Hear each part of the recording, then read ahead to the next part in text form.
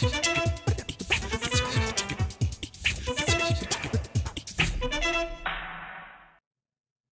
welcome to the interview here on France 24. Well, from Lafayette to Freedom Fries, the French-American relationship has seen its ups and downs over the past 236 years.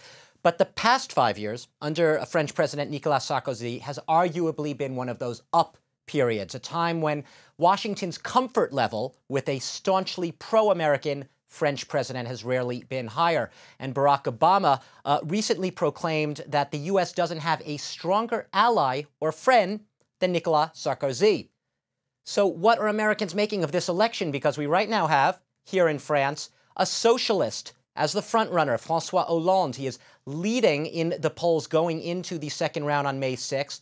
What is Washington making of it as it watches this election unfold from afar and sort of thinking of the possible fallout on those close U.S.-French ties? Well, with me today to help hash those questions out is David Mercer. He's joining us from Washington, D.C. Welcome to the show, David.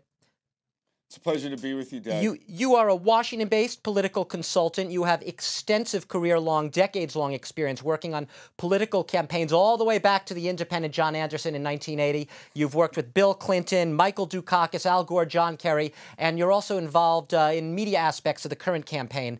But we're going to take it across the Atlantic back to France. I want to start with Nicolas Sarkozy. He is trailing right now in the polls. Going into this second round. François Hollande, the socialist, is the presumptive favorite. You're sitting there in Washington. Americans are watching this election. First of all, are they really following it?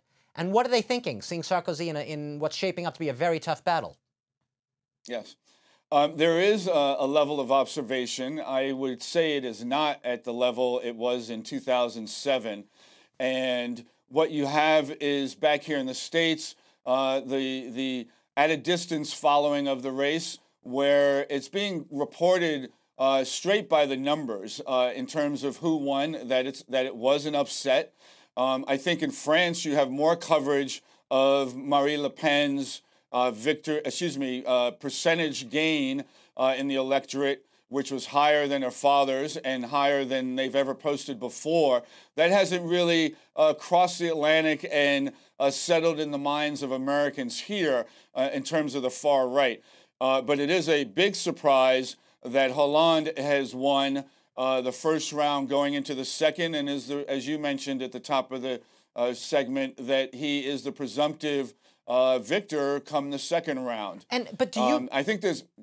Yep. No, I'm sorry to jump in. I mean, do you get the sense, because I use that word, which I suppose is taboo in American politics, he's a socialist. There hasn't been a socialist here in power in France since François Mitterrand, right? Is there a sense there that Americans are apprehensive about that? Or is there a more is there a mature view that he could be a good president for France and good for U.S.-French relations? Sure. I think one of the pivots for Hollande and his appeal is one of the things we find here in the United States that you can attribute to President Obama, and that is we cannot cap and cut our way out of the economic crisis that we were facing and are now in a recovery on, that there has to be some pro-growth elements to the policy. And I think you hear Hollande speaking to that austerity alone will not get Europe or France out of its economic situation. And I think that has an appeal. And also Hollande as a candidate is showing a calm and collected and not as hyper as a personality as we know Sarkozy to be. And that's giving, I think, him some of the edge in going into the second round. But what's interesting is in 2007, we actually, Nicolas Sarkozy, while he was in his election campaign, he actually visited the U.S. He visited Washington, met Barack Obama. Right.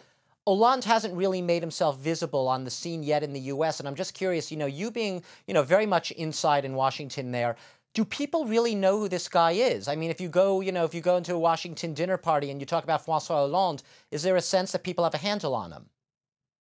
I do not think so, and he will have to introduce himself to the American public. I think he does better from a position of strength as the victor in the second round as opposed to a candidate. And if you look at Sarkozy's record over the last 5 years, he has focused a lot on issues abroad, whether it be Libya, whether it be Afghanistan or the Arab Spring, etc. And people wonder whether or not he might not have focused more on issues at home. And I think Hollande sees that as a contrast, or I should say a foil, for him to say, look, I'm going to be Franco-centric in dealing with the issues we have. And so that combined with a policy that speaks to growth and not just austerity is something that is positioning him well. And when he is the victor, if that turns out to be the case, I think he'll be received well in America. You're suggesting, then, it's interesting, you are suggesting that for all of Barack Obama's, declarations of the great, strong friendship with Sarkozy, he might actually be a more natural, closer political ideological fit with François Hollande. Well, I'll leave it to both Hollande, Sarkozy, and Obama in terms of commenting on their personal relationships. Look, France and the U.S. have been, as you said earlier, very strong allies for centuries. And I think no matter, while we did have a little bump there with the Chirac and Bush relationship, a lot having to do with Iraq, I think all in all, that the relationship between the two countries will remain strong no matter which candidate prevails in the second round going forward. Now, David, I know obviously, you are within the Democratic camp, Democratic consultant strategist, but I'm sure you have your ear out to the Republican camp as well. And I'm just curious whether or not, are there different divergent views in the Republican side? Because we're also in an election season in the U.S., obviously. Yeah. Are there different views of this French election on the Republican side from what you've been hearing? Well, as you had mentioned earlier about Obama's comment regarding Sarkozy as being the best ally the U.S. could have, as you know, France has been somewhat of a political football in the Republican primaries, with Rick Santorum commenting on Obama's statement, as you had recounted, and that he is looking more overseas than to the issues here at hand.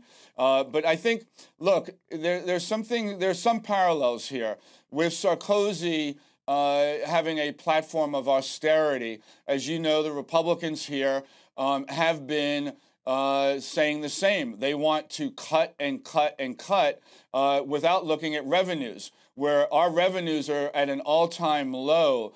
You see Obama not wanting to extend the Bush tax cuts, for instance, when we are in a situation that can least afford to do so, and that we have to raise taxes and more revenue in order to meet the growing needs of the American public. And I think that there are some similarities that I would say Romney, looking like the presumptive nominee here in America, needs to take account of, because austerity alone is not going to ensure a victory in November, and it looks doubtful for Sarkozy in the next 2 weeks. I just want to broaden it out in the time we have left here. France in general, you were talking before about the perception of Sarkozy being a very active, hyper-energetic president everywhere at once. How does the U.S. right now perceive France's role on the world stage in terms of French themselves have sort of expressed fears of dwindling influence? Where do you see France right now as an international player? Well, they're staying, as you know, close to Germany, and they are the preeminent in solid economy and the leadership of Merkel, and France has stayed in lockstep with them. And so you see it as a dual leadership, if you will. I don't see that being threatened with these elections.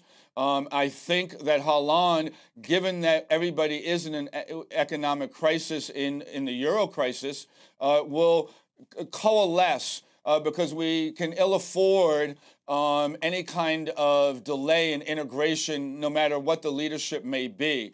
So I don't see the U.S. worried about that or instability trickling out from an election of, in fact, if Hollande were the victor, that there are problems on our horizon that could affect our recovery as well. Okay, David, a final question to you. I just want to bring it over to your side of the Atlantic right now. As we mentioned, U.S. Sure. Smack in the middle of its own election season.